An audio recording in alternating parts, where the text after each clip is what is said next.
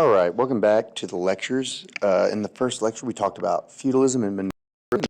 We're going to look at how they contributed to the commercial revolution.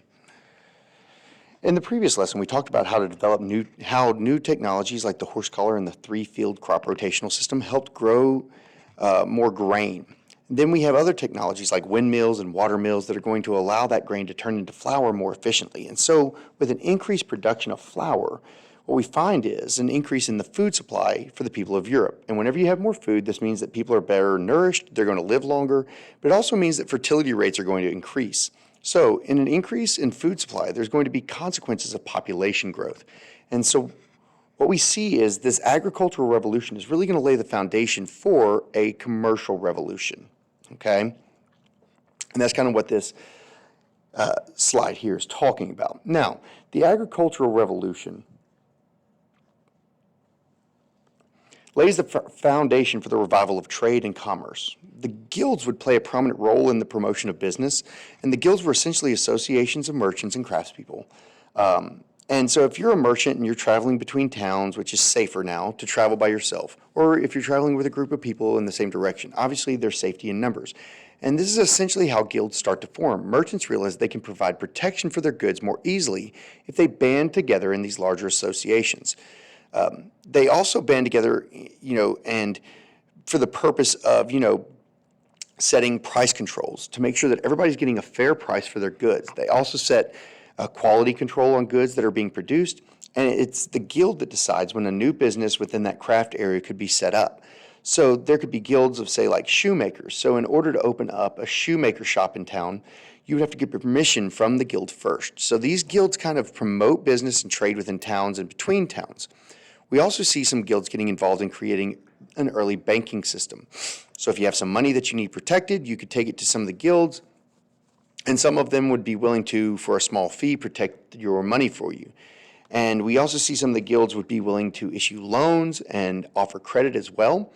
And this is kind of how we start to see these very early forms of banking in the High Middle Ages. We also see that in the High Middle Ages that because there's an increase in food supply, some of that excess food can be traded. And of course, you have these guilds, these craftsman guilds that are producing goods. And we start to see towns and cities setting up markets to deal with local trade. Now, I think similar to what we have there is kind of these farmers markets in today's society. You travel to a farmer's market, you have a group of people that are, presenting the food that they've grown, but you can also see people presenting products like special soaps and crafts things that have been developed as well that would be similar to the types of the local markets that we see developing in the High Middle Ages.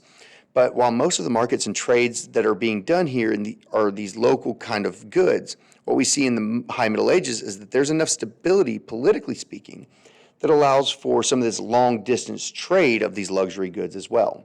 In fact, we know that goods from as far away from China are being transported to Western Europe, particularly things from China like silk.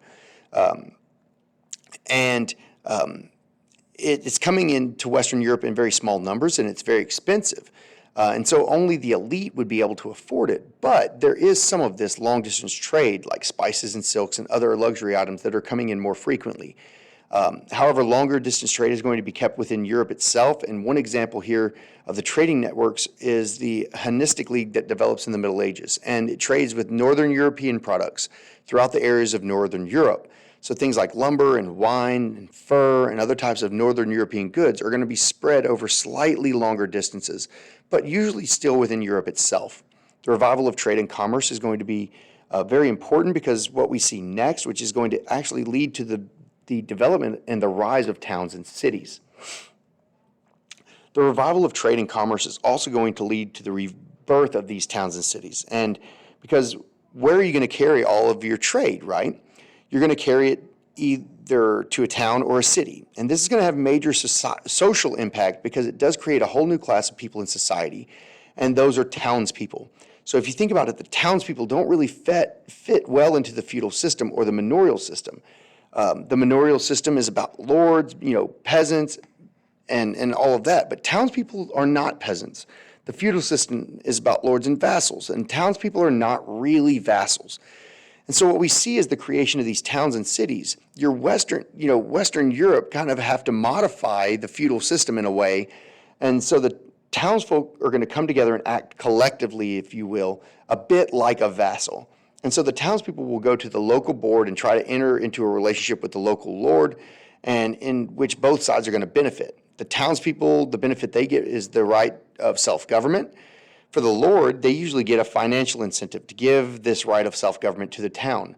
So essentially, the town will purchase the right of self-government from the lord, and the lord will give them a town charter. And in this charter, it will spell out various rights of that self-government as the town has. In general, the types of rights that they want, that they have, are the right to, collect their own taxes instead of having somebody from the lord do it, like an employee that would come in and collect the taxes. They want to do this by themselves. They also want the right to pass their own ordinances. So maybe, they don't act like, people, you don't have to have people like, sitting in taverns, at 11 o'clock at night. They don't want people doing that. So they want to be able to pass these ordinances. They could make rules in their own town, and, they wouldn't have to, go to the Lord and convince the Lord to pass this rule themselves. They could just do it themselves. And then limited rights of justice as well. They'd be able to enforce their ordinances on their own. Many of the lords at this time that we see in this high medieval period, many of them are starting to think about going on crusades. And so this, because the towns are willing to purchase these rights, it could give the lord an opportunity to earn money that he could use to go on crusades. And so a lot of them, we do see them doing this and working together. And we said that this idea of self-government in a town or a city is going to become, a place of freedom. And if you're a serf and you run away to a city, you have the potential, becoming more than just a serf and becoming a townsperson. In some cases, there have been, particularly in the Holy Roman Empire, this becomes really a bigger problem. And you see way too many people coming into a town than the town can, support. And so you end up with people like begging in the streets instead of coming in and finding gainful employment. And so these serfs would come in and beg in the streets, and then the townspeople would say, hey, you either have to find a job and move out of serfdom, out of being this peasant that begs, or we're going to kick you out. And that's really going to have major political impact on the ideas of self-government and freedom and what you can achieve inside a city or a town. You also are going to see the rise of trade and commerce that's going to lead to the rebirth of towns and cities, but it's also going to give rise to universities that we've kind of already talked about during the reign of Charlemagne. And, he sets up the cathedral school system. You would have to go to the church that would give you basically a primary level education, who came through there, and that starts to emerge even more in the High Middle Ages as a chance to get a higher level of education. Now, essentially, all university is a union of teachers or a guild of teachers, to use a more medieval terminology. And remember, we said, guilds form in the commercial areas. They set prices, they say who can practice as a member of a guild and who can't. They're kind of like quality control. And essentially, that's what a university does with teachers. The university wants the right to decide, when does a person have enough education to get a degree, who should become a teacher, and they want control over what gets taught. So these unions are kind of forming kind of like townspeople. And they go to the lords and they want rights of self-government. The universities also want rights of self-government from the local lords as well.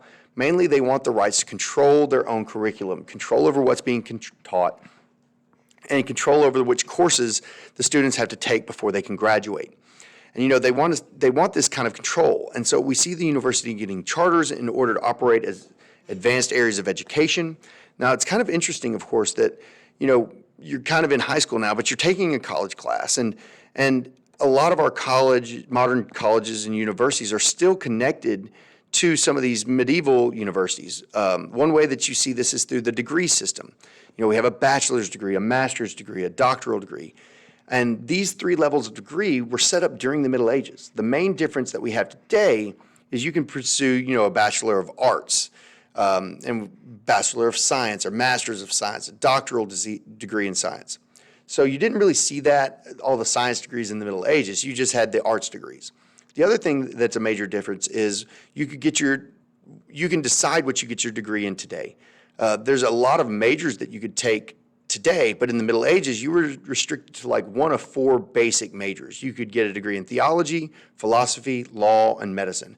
And a lot of times universities would specialize in one of those fields. For instance, if you were interested in going into philosophy or theology, you might go to the University of Paris. If you're really interested in law, you might go to the University of Bologna. And they were different specialized universities in different fields. Another major difference is that we could see is how university education was pursued by individuals. Unlike the tuition system that we have today, where most people pay a flat fee to take a number of courses, in the Middle Ages, you paid by the lecture, so that you would kind of individually contract with each teacher. And, you would either pay them for a set course of instruction, or they might collect money after class. So a little bit different there. We also know it's very different when it comes to the books. Books were incredibly expensive, and so most of the time students could not afford to buy books. And, they're still kind of expensive, to be honest. But in the Middle Ages, what they would do is they would rent pages from the book, and they would take the pages home. They would usually memorize them, then they would learn everything on the page, and they would make their own copy, and then they would take the page back to the bookseller and get a little bit of money back for it. And basically, they were renting from the bookseller. And this is kind of a picture of a chained book to a lectern here. And so they would chain it, and none of the students could steal it and run off with it. And so class, only the teacher had the book, and the students are, going to the teacher and getting the lecture from the book, and some of them would, they'd group together and, they would all kind of rent the books out. In fact, we have evidence that a lot of students brought little lap dogs to class and stuff, and because most of the time it was really cold, and so it's kind of funny there. But you'd also, get wax tablets and keep notes on them and take them home, memorize the notes, and then heat the wax up and smooth it back out. And then the next time you would go to class, you'd have a fresh tablet. They certainly didn't have, like online classes or distance learning. The Middle Ages, we do have similar structure, like I said, though, in university education as far as some of those things. In order to get your degree now, you just had to get certain grades in your classes and complete everything in the curriculum. But then there was other, steps to that. You had to go before a board of trustees and of the union, the guild teachers, and they had to determine whether you had met the requirements for a degree. And so you'd have to be nice to all your professors, because otherwise they could vote to not let you graduate.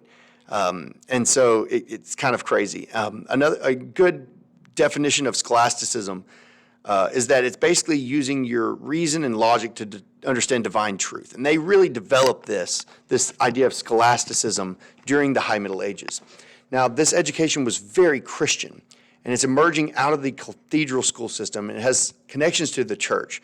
And though, the church is not running the universities, they're still heavily influencing them with Christianity. And so in many of the medieval classes, what you're doing is you're using human reason to understand the truths of the Bible as they apply to theology and philosophy and law and medicine. So scholasticism is philosophy, and the overarching philosophy that's being taught in the medieval universities is Christianity philosophy. Now, the commercial revolution would have an amazing legacy in the Middle Ages and beyond. For one thing, we can see that it does point us to a rise in the standard of living for most people in the High Middle Ages. If you want to be alive during the medieval period, the High Middle Ages is really when you want to be alive. We're seeing a revival of trade and commerce, more food supply. We're seeing creation of towns and cities. All of this is pointing to an increase in the standard of living. We also see an increase in education when it comes to the development of the university system.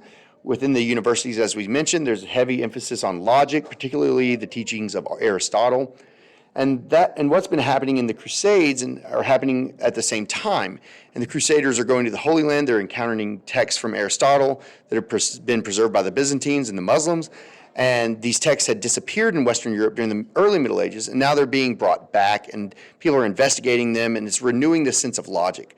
Whereas prior to this, the philosophies and education tended to focus more on the ideas of, Plato, and we're seeing more of an emphasis on logic now. Another thing that we're seeing is an increased emphasis on the study of Roman law. We'll start to see some of those Germanic elements that are infused into the law in the early Middle Ages. Some of them are going to come to an end, particularly things like trial by ordeal. We're going to see a gradual increase of Roman kind of ideas of law. And by the, within a couple centuries, most of those Germanic practices are going to be gotten rid of. There's also a rise in science, a very interesting illustration here for you. It's a medieval painting that shows God creating the universe, but he's using a compass, and notice that he's using the geometric principles to design the universe. So we're seeing here a strong connection between Christianity and science.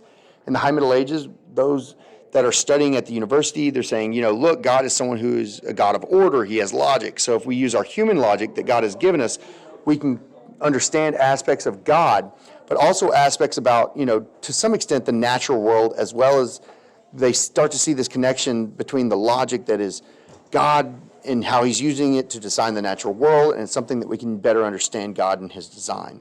And so that's why we have God here, as an architect using geometry. And that's kind of interesting. But this is a picture, and what reason, and why it looks kind of interesting here is, it's just kind of, his foot is out of frame, which is kind of funny. And again, I'm not an art critic, but I think it's a terrible interpretation of what God is kind of doing. He's not bound by our logic, and I think it's funny that they're trying to kind of fit him into a box there, just to kind of make a commentary on that picture there. But that's going to bring into this lecture. And we will pick back up in the next lecture with royal power.